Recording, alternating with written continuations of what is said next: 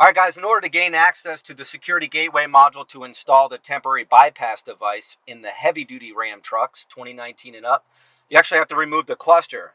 So the first thing you're going to want to do is remove your center stack. There's just 2 screws at the top. Once you pull those out, the center stack comes out. And then what we're going to do is remove this little bezel trim here. So basically this just pops out at the bottom. At the top, it pops out kind of down.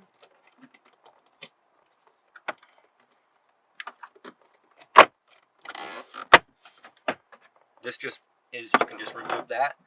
And then you need to pop out these little panels here to gain access to a screw here.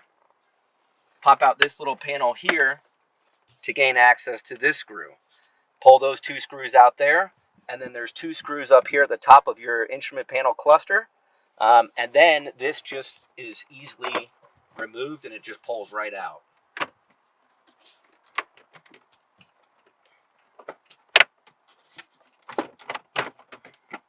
There's a connector behind it. Just disconnect that. Push the tab in and pull it out. All right, you'll notice the security gateway module right here. There's 2 plugs in it, so just unplug both of them, press the tabs at the top, and simply plug them into the bypass device. Make sure they are seated fully in until you hear the clicking sound. Now we can turn the vehicle into the run position. We can run our OBDGenie programmer. Once we get the green light, we just disconnect these connectors and plug it right back into the security gateway module.